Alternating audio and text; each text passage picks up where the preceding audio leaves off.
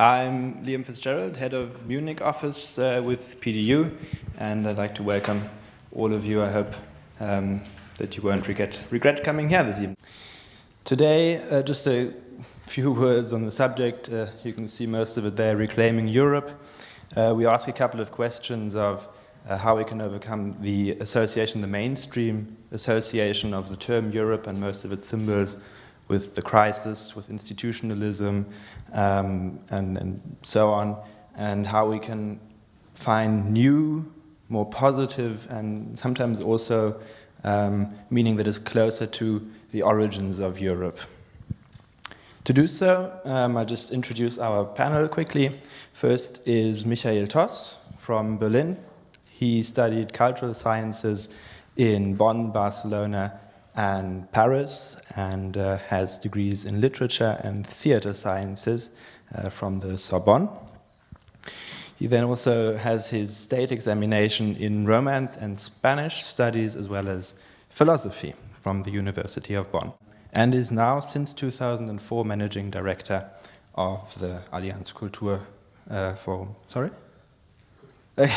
Allianz Kulturstiftung in Berlin. Second of our panelists is Felix Montag, grew up in Munich, in Brussels, so the heart of Europe, and he has a bachelor's degree in economics from the LMU.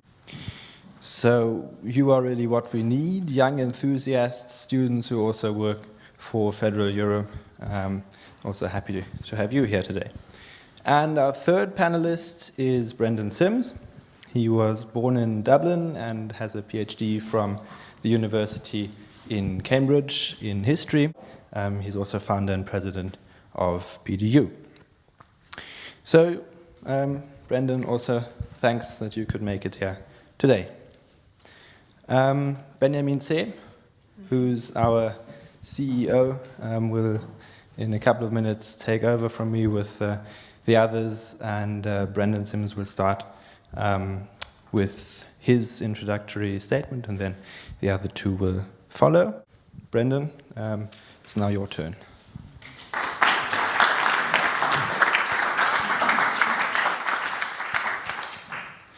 Well, thank you very much for that kind introduction. It's a great pleasure to be here. Our kind hosts have already been thanked, but I'd just like to add a very hearty words of congratulations to the PDU team in Munich who've made all of this possible, really worked very hard and have achieved a great deal already.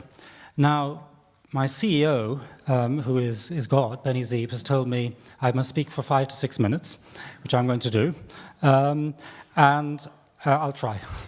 And I'd like to begin by simply noting something that I think you will all agree with, which is that we have, at the moment, a failure of Europe at two levels. The first is an institutional and political one. You're all familiar, of course, with the euro crisis, the crisis surrounding the common currency, but of course also the lack of a distinct European profile in the world, or at least a profile which would match the immense potential, power political potential inherent in our continent. So we see, for instance, in 2011, Europeans deeply divided over what to do in Libya on its southern periphery, more recently over what to do in Syria on its southeastern periphery, if you will, its Mediterranean border, and more recently, a fairly uncertain trumpet being blown with regard to the Ukraine, where it's very striking that it's actually American politicians of various different stripes who are more prominent in making this an issue. So that's very quickly the institutional and political crisis. But there's also a profound cultural, emotional one. Europe no longer inspires, at least those of us who live within the palisades of Europe. There's almost a sense that the European brand, if we can use that perhaps inappropriate word, has become toxic. Europe moves fewer and fewer people. When we read, as we do periodically, invocations of the European idea by prominent politicians in newspapers, we tend to turn the page. We're simply no longer shifted by those arguments. Now, I'm a historian. I've just published a large book called Europe, the Struggle for Supremacy with Penguin Press, and it's been translated into German. It's coming out in August, September with DVR. And so I tend to look to the past for lessons. And here I see two models. One is the model of the Holy Roman Empire, das Heilige Römische Reich, which is a decentralized, loose confederal model, which has many positive sides. It's a very pleasant place to live. And it ultimately failed. It was overrun by the French and collapsed. And it's no accident that I see in that the historical origins of the current European Union, which is also very attractive in many ways, pleasant place to live if you're within the boundaries, but as we have seen, is possibly on the brink of failure. The second model is the Anglo-American constitutional model. This goes back to the Anglo-Scots Union of 1707, which was a true parliamentary union between Edinburgh and Westminster, combined the two debts, for which then the United Parliament was responsible. It created an effective military alliance against Louis XIV, and this model became highly effective in the world from the 18th century onwards.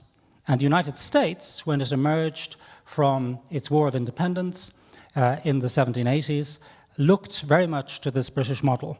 It specifically rejected, in the Federalist debates, the model of the Holy Roman Empire, the German model, if you will, and they chose the British one. They created a strong presidency, a unified debt, for which the unified legislature was responsible, and the rest you know. The United States became the most powerful actor on the world scene. But my point here is that this success was not just fiscal and political, a success that we would seek to emulate, but it was also emotional. The British and the Americans created an effective joint identity.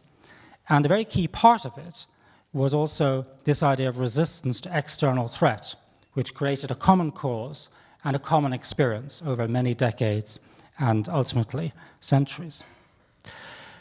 Now, it's our belief in the Project for Democratic Union that the solution to the European malaise is the establishment of a single Eurozone state on Anglo-American constitutional lines. That is to say, you can read it on our program, a strong presidency, directly elected, a consolidated debt for which a united Eurozone parliament would be responsible, a single army, and so on.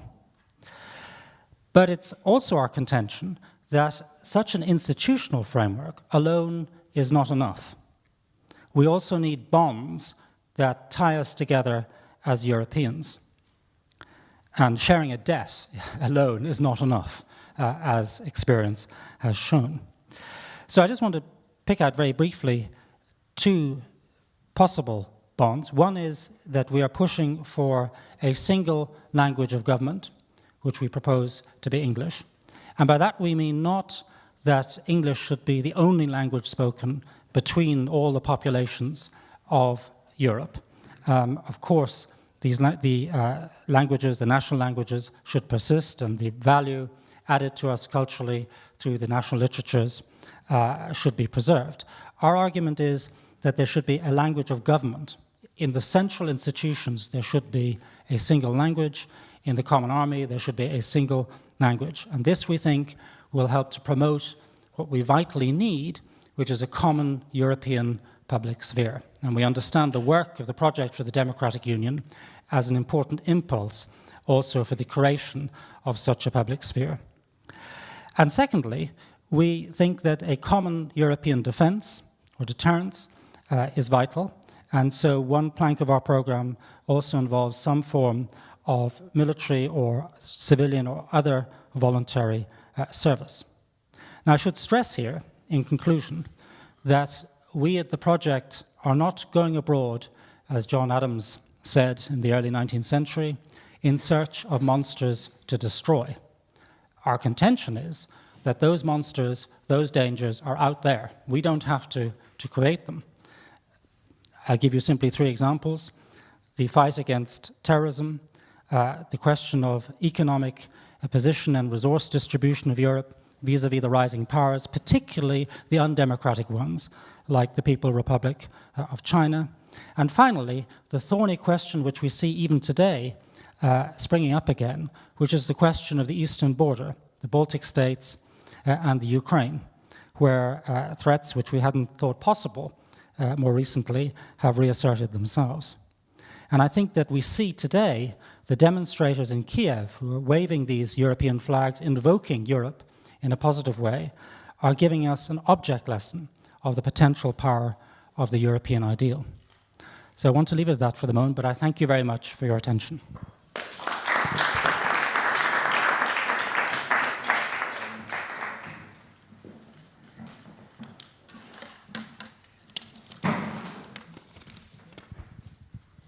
Yes, so thank you for inviting us, and well, I want to thank Liam and the PDU to have the possibility to be here today.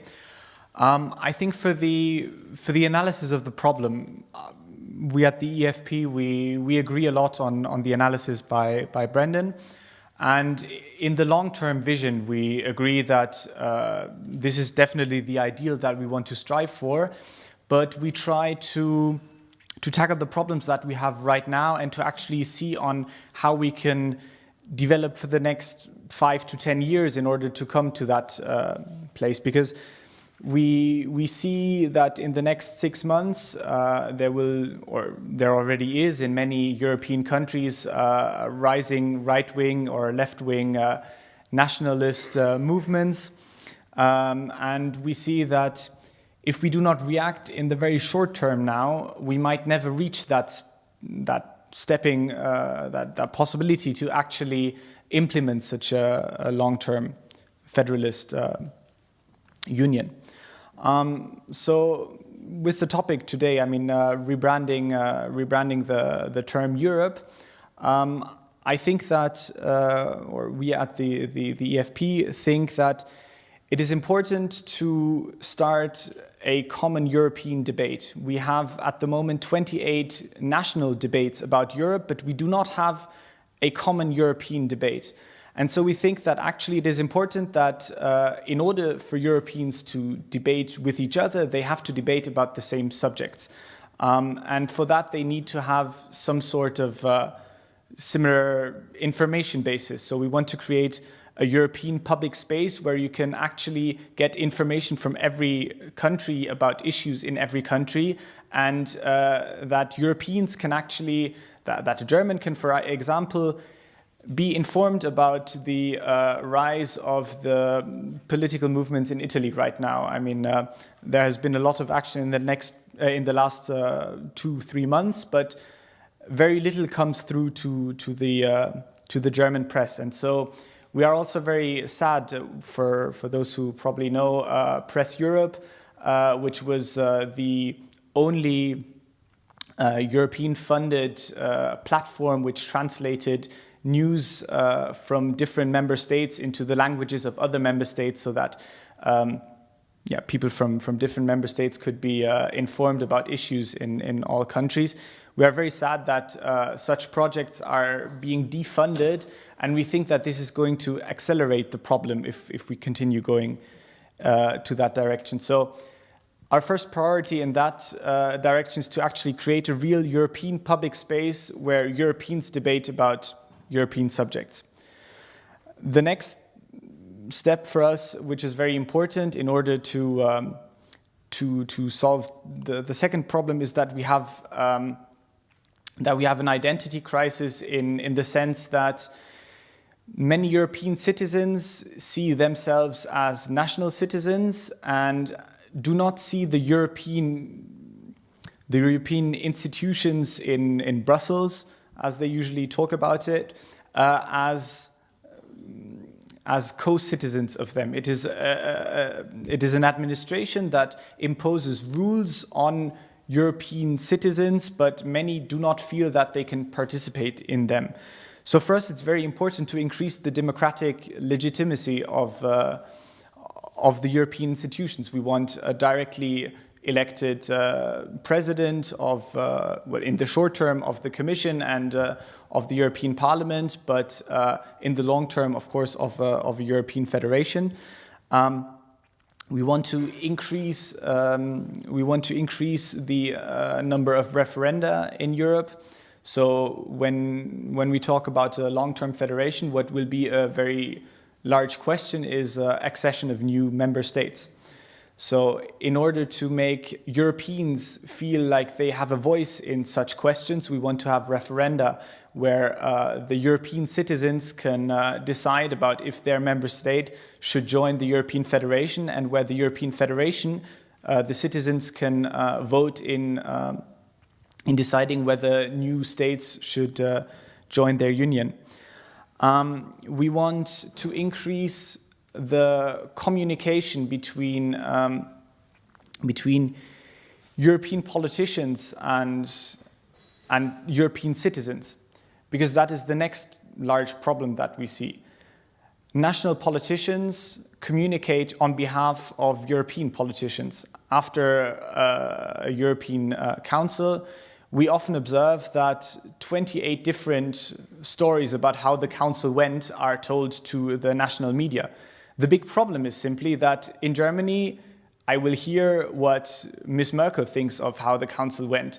And usually, as soon as I read a French newspaper, I will think that Mr. Hollande attended a completely different council, because there are very different opinions about that. And so we fear that, and we've seen in the last years, that national politicians will usually communicate victories as their victories and defeats as Brussels' defeats. And we think that it is important that European politics, European parliamentarians, get the possibility to interact in a European public space with the citizens, that there is communication between the elected officials in the parliament and the citizen. And that actually leads to the next problem that will probably be solved by that, which is the accountability of European politicians. European politicians usually are not voted into parliament because of their track record of the last 5 years, but due to the popularity of their party, because of their party in the national elections. Usually,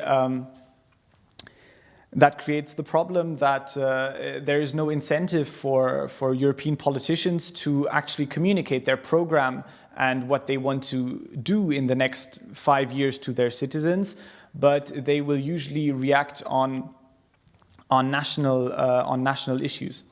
And so there, for us, it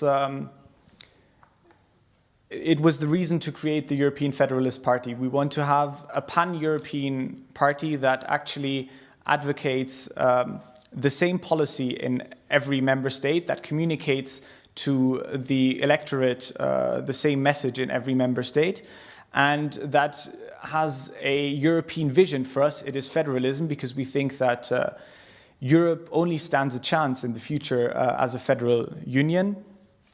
And we then want to have a European program and to be voted and elected on that program, and then to be able, after 5 years, to actually be accountable for our program. And to come back to the topic of rebranding the term Europe, we think that a big problem is that extremism is usually louder than the silent majority.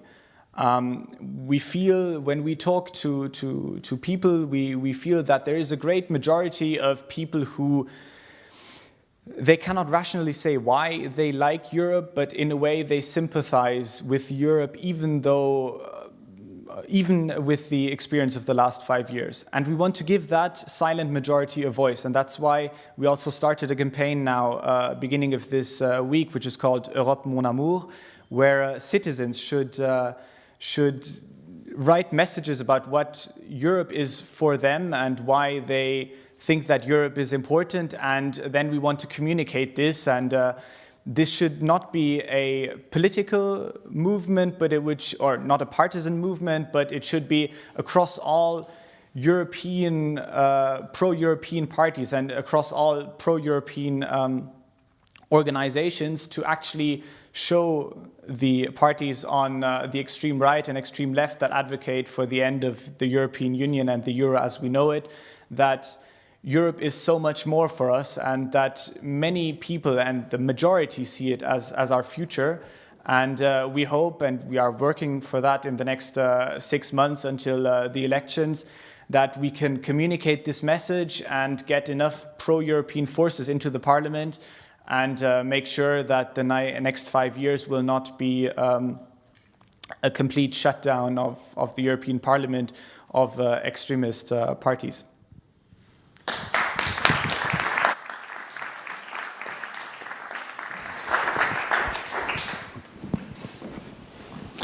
Yes, good evening, and thank you very much for this kind invitation. I feel very much flattered to be invited to this circle of young professional Europeans.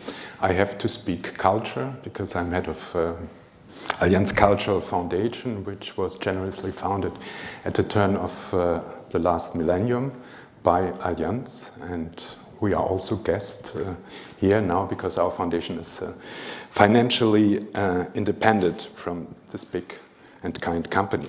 So our foundation has also a scope of action, which is Europe, and we have been cooperating with 35 states in Europe. So you see not only the EU, but also countries like Turkey, which for us culturally spoken belongs to Europe, and Iceland and others. We currently have a strong focus on the Mediterranean Sea, trying to initiate kind of new dialogue between the Maghreb countries, North Africa and Southern Europe. And we do this. We try to initiate projects and help young cultural startups in these countries. And I think this is also which links us to this beautiful initiative, because the great challenge we have to face also is how to bridge the gap between the expectations of citizens for greater, more active participation in decision processes and the permanent mistrust in European but also national institutions. And I really enjoyed reading the manifesto of the Project for Democratic Union, because I really can subscribe almost everything. I really enjoyed it, but the crucial question, of course, is how to realize it, how to reach it. And I think this challenge, will be how to mobilize the citizens. It can't be only in line with the national governments, because national parties are not the best friends of a supranational Europe, of course not.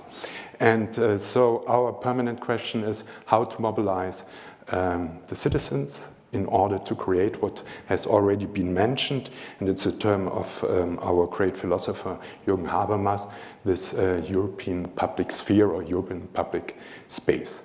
We are also working on, and but culturally.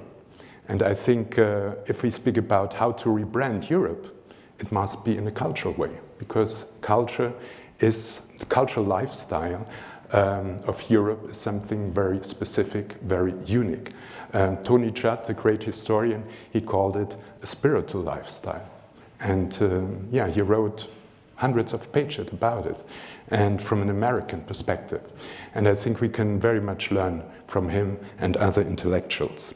Therefore, we also wrote a big manifesto you may have read. It was published in 15 European newspapers, and it's called We Are Europe. We are not very modest.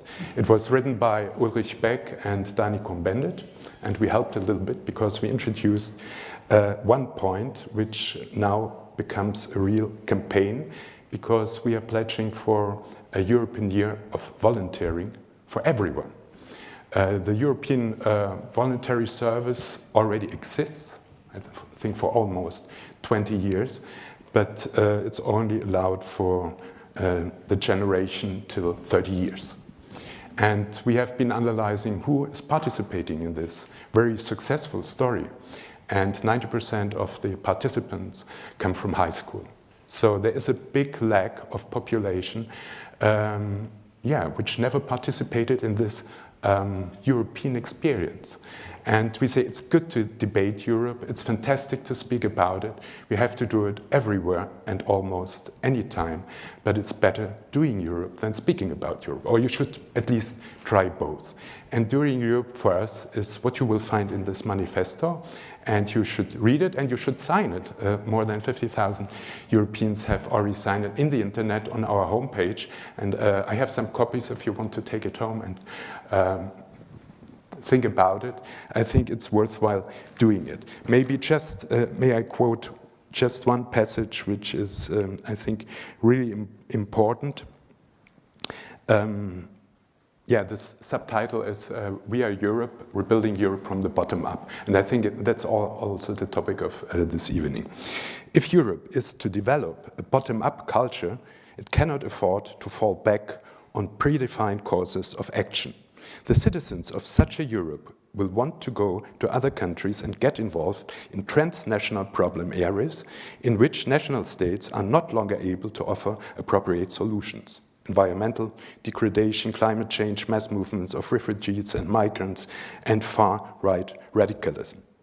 They will also want to make use of European networks of art, literature, and theater as stages to promote the European cause. A new contract, and I think you talked about it, a new social contract for Europe needs to be agreed between the state, the EU, the political structures of civil society, the market, social security, and environmental sustainability. Thank you.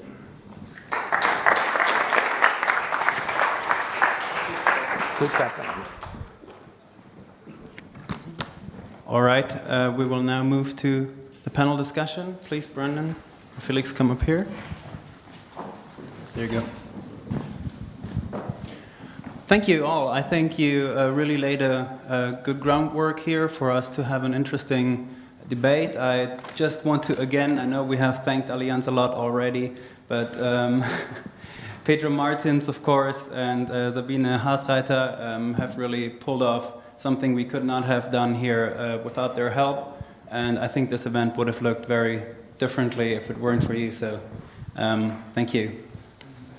My first question, yes, please.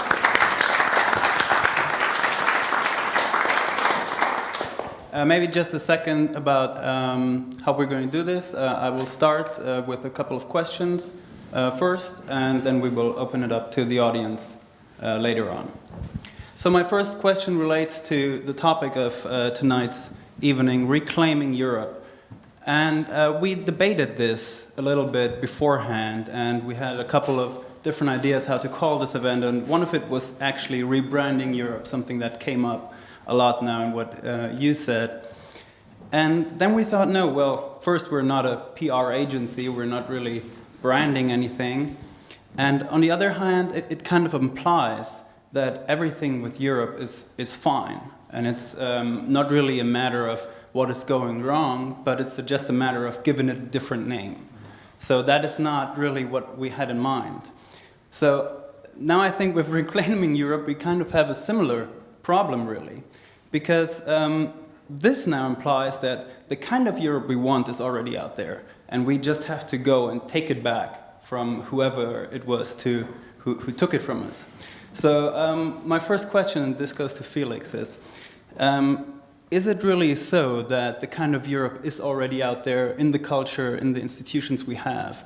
Or is this really something we have to completely create from scratch and really make anew? Yeah.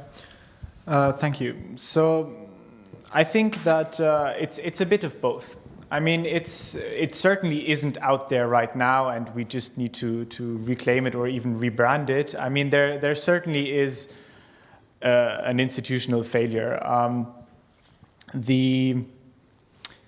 It is very difficult for normal citizens to actually understand the democratic procedures of how something works in Europe. I mean, the entire construction of European institutions is very difficult to see through for ordinary citizens, whereas for national governments it is much easier. I mean, looking at what we think is a nice example would be to at some point reach a Europe that resembles in parts to the German Federation, where you actually try to decide on matters, or what our motto would be to decide on matters the lowest stage possible, but the highest level necessary.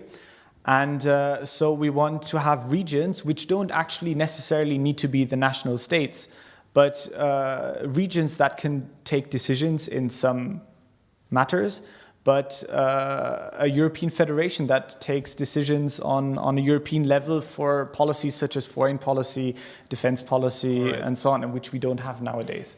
So basically you think that systemically, at least, the building blocks are already in place, and it's mostly a way of shifting them and legitimizing them democratically. Michael, from a cultural perspective, how do you see this? Do you already see this pre-existing European culture that we just have to communicate in a right manner, or is there still a kind of creative process necessary? I think it's already existing for a long time in the field of the arts, visual arts, performing arts. Artists feel international, no longer national artists or religious artists or whatever. But yeah, I think they feel strongly European too, but not only. And now what we have to find is this, let's say, cultural expression in other fields, in the political field, in the field of economics and so on. Because I think the overwhelming overall term of this is culture. And we agree that it's a part of our culture when we cook European. But we also have a way of negotiating, which is typically European. We agree that there's a kind of European cinema, which is not the best. But there's also a way of doing things. I would call it a culture of compromise, which is typically European for me. So it's existing, of course. So, Brennan, when it comes to communicating this pre-existing culture, do you think that projects like Press Europe, is this the right way to go? It's not really organic in a way, right? It is a top-down approach. It is something that is sponsored by the EU, and basically what they try to do is get all the information from all the different nations and put them in one basket and try to get it going this way. Can this work, or does it need to happen more bottom-up, more organically, in a different manner? Well, I think it's extremely well meant, and I wouldn't be one of those who would like to instinctively knock these initiatives because they're trying to fill a void, a gap. But plainly, they don't work. And I think that has a great deal to do with what you've already described, which is that it's perceived simply as something that is handed down from above.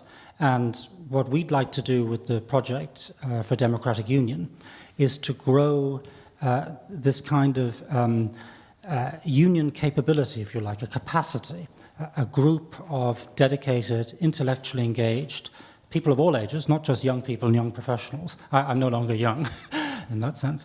And to create that sort of capability, so particularly we're ready when the hour strikes, which may be soon or maybe some time away.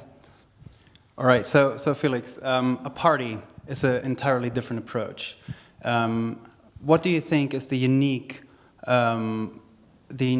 argument for a Central European party, in the sense that, you know, the precise moment that you guys are successful, what is your reason to exist any further?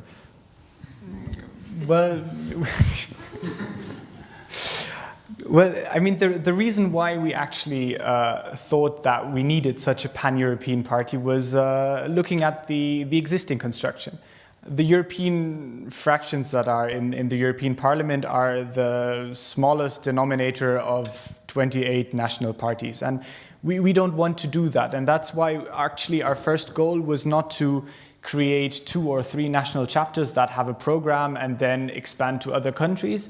But that's why our first step was actually to go to 18 countries and then together found a European program, because by that we can actually make sure that we don't have a national program, but that we have a European program where European citizens might advocate, where a German citizen might advocate a policy not because it is good for Germany, but because it is good for Europe. And that is the important essence that we think we bring, that we have a party that has a pan-European program that should be good for Europe and not for each individual member state. Yes, but one of your main goals, basically, is to make it so that in different countries, everybody can vote for the same list, right? Yes. So the moment you accomplish this, basically, people from Portugal, from Italy, from England, they could all vote for the Conservative Party, for Social Democrat Party, and so on.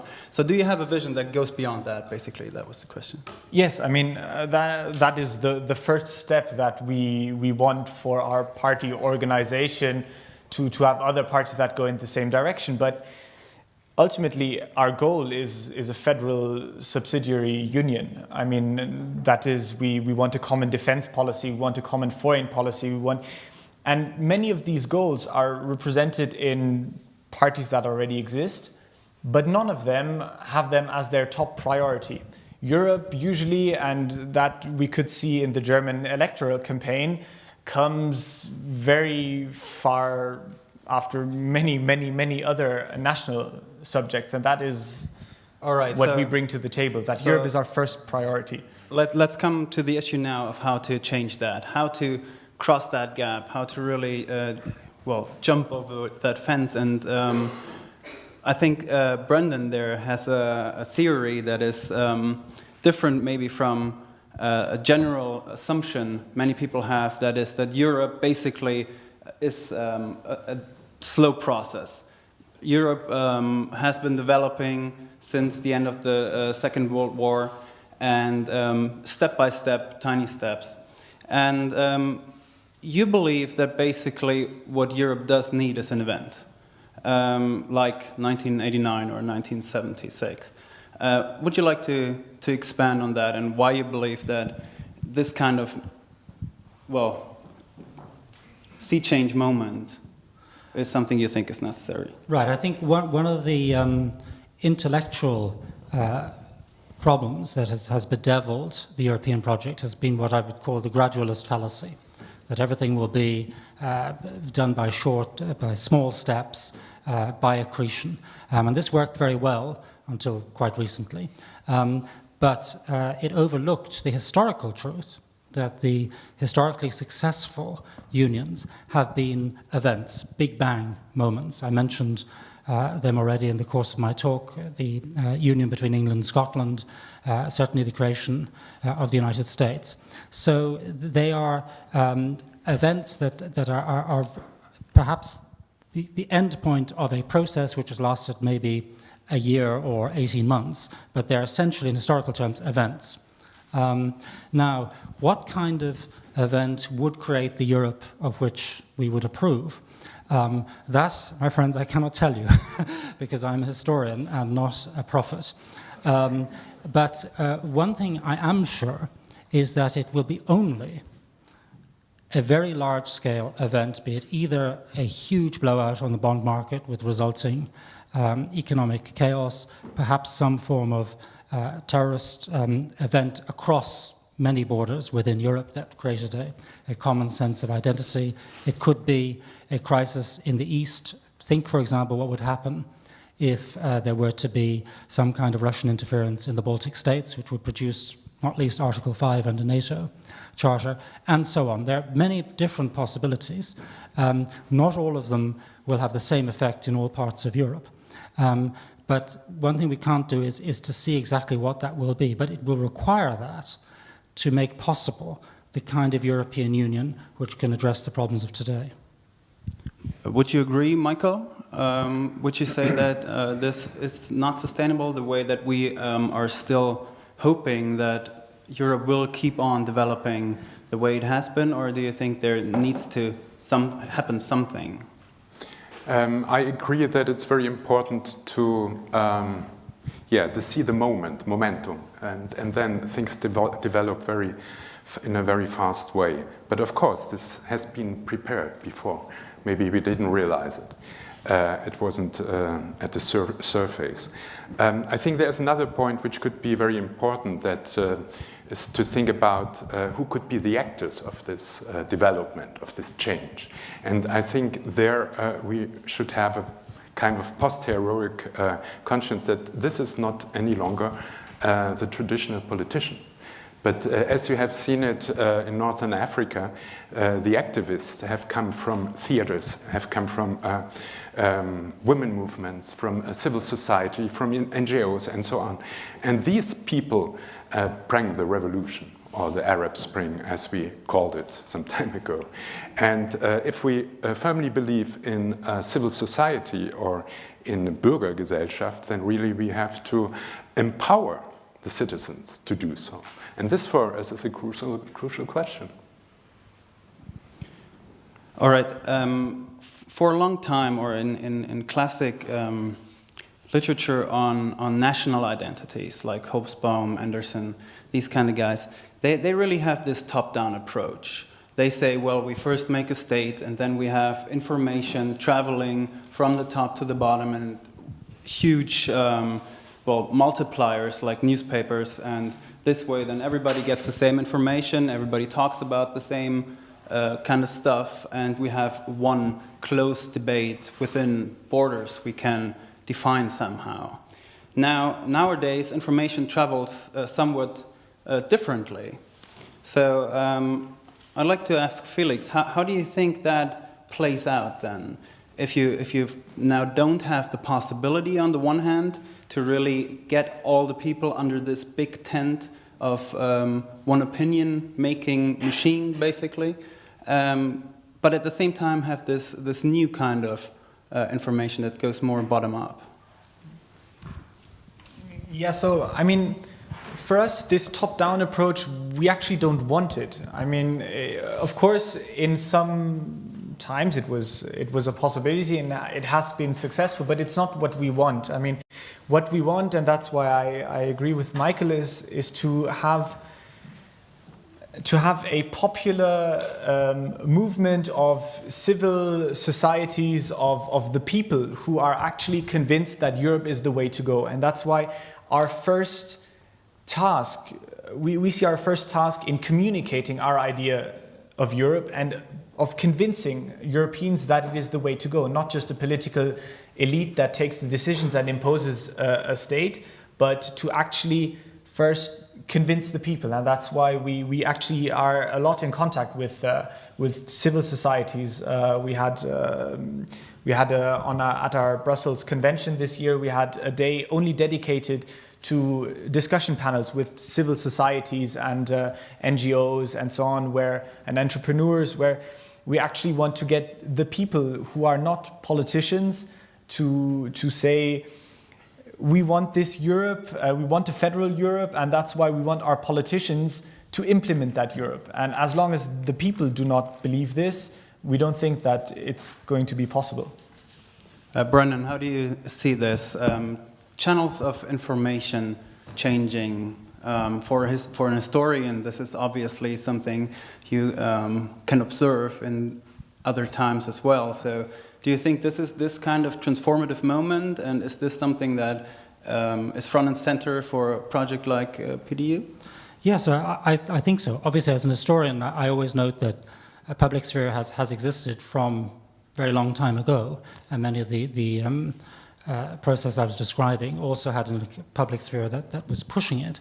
I think the key point for today, irrespective of the technologies, is that, and the good news for Europe, is that there is actually the yearning for a common European political project out there particularly in some of those areas of the periphery, as it's called, who are worst affected. So what's really striking is that in places like Ireland, Italy, Spain, Greece, and so on, that the Eurosceptic parties have had virtually no traction.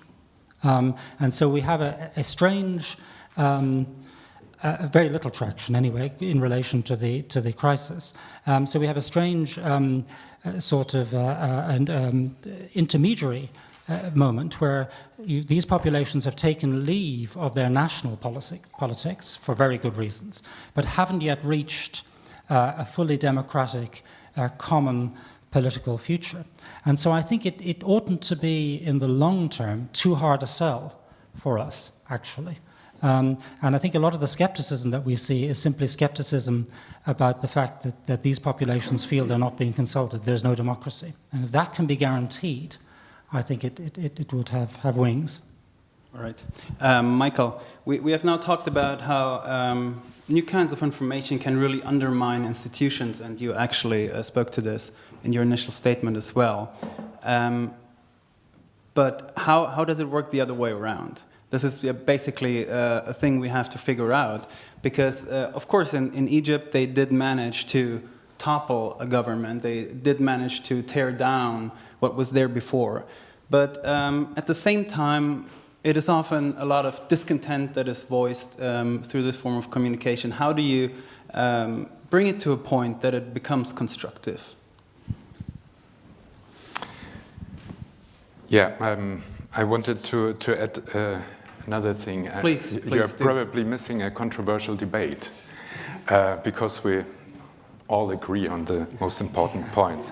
But there's one thing I want to contradict you. Thank you.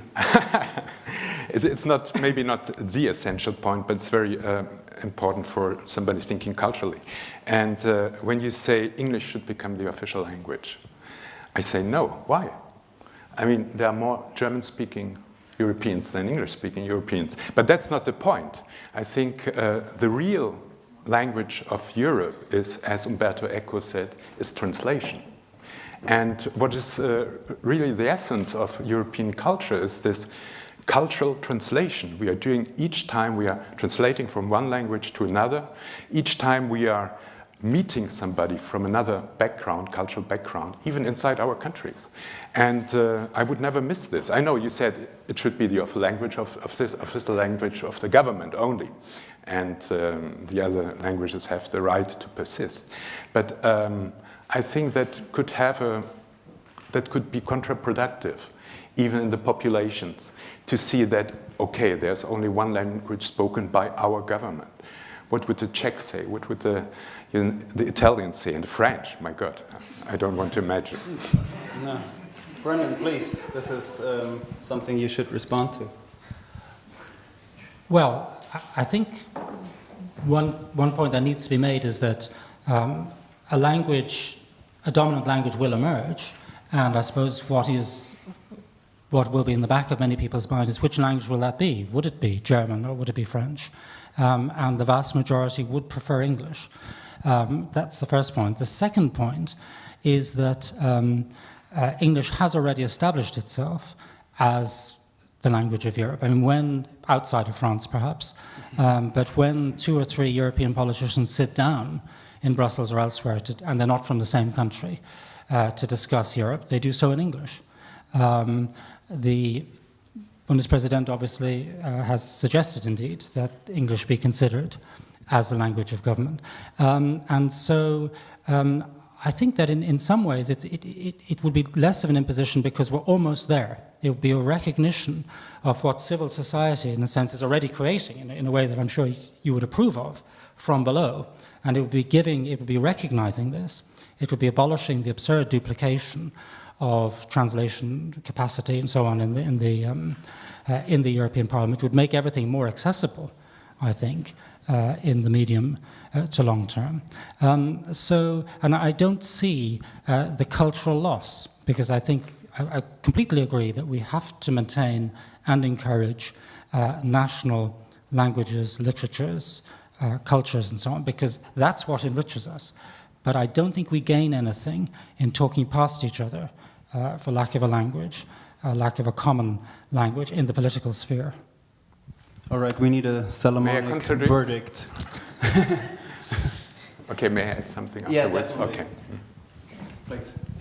Yeah, so I mean, for us, we also have a French chapter, and so it's a very controversial topic even inside the party. But we came to the conclusion after many discussions that for us, we think that English should actually be there as a vehicular language, simply because we think that working together is very complicated if you proceed with the current translation procedure. But it should always be kept in mind that policy documents, communication and so on actually have to also be done in the national languages and not only in English, because else there might be that feeling arising for citizens in other countries that there is an English-speaking European elite that is leading the federation, but that the citizens that have their own language do not identify with, and to not actually create that danger of nationalist movements simply for a language reason. We think that it should be a working language, but not all communication should be in English. Michael, you? Yeah, I think the European Union not only has a democratic deficit, but also kind of emotional deficit. And seeing a supranational government speaking only in English, that would bring a loss of identification of most of the Europeans. In any case, you will have the translation at another level. You can't imagine the Hungarian national television passing through this message in English without translation. So this would mean that you would exclude a major part of the population from being well informed. I mean, my dream is that you wake up and you speak English, or you are born and you speak English and another language too. I think as a true European, you have to know at least 3 languages. English, or let's say European English. There's a dictionary now, European English. Which is not British English, as you say, as you know, it's far away. And you should also know the language of your neighbor. If you live near the border of Netherlands, you should at least understand that. In my case, that's English as well. Okay. Yeah, you have it easy. I'm Irish. Yeah. All right.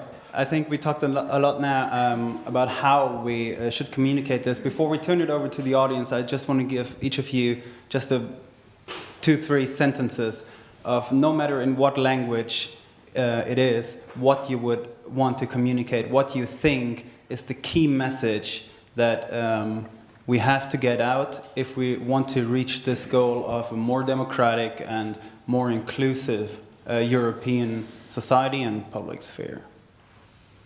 You want to start? Yeah, so I think that it is very important to get the people to communicate Europe and to say that is to communicate a common goal and to say why we want to reach that goal, to show our history of peace since the Second World War and to show our goals for the future and to communicate and emotionalize the people towards a common Europe. And if we emotionalize people for Europe, then we can get that silent majority to actually vocalize their passion for Europe. Brennan, passion. Thank you. Well, my message would be that history shows nothing is inevitable. The success of Europe is not inevitable. Europe can fail. It is failing. It will need to almost fail before it gets better. We don't know when that moment of crisis will be, but it's our hope at the Project for Democratic Union that there will be a group of dedicated and intellectually engaged people ready for that moment. And if you agree with me, then join us. I like this party very much, and I promise you to become member. But I think it's even like more 30 euros or something. important than to make a true European experience outside of the own country and to give the opportunity to everyone to spend 6 months to 1 year in another European country and to see how the neighbors live, to learn their language maybe. And I don't insist on it. But then you come back and you are transformed. Then you go as a German to Portugal, or you go as a Spaniard to Poland. But when you go back to your home, you will be a European. Thank you very much.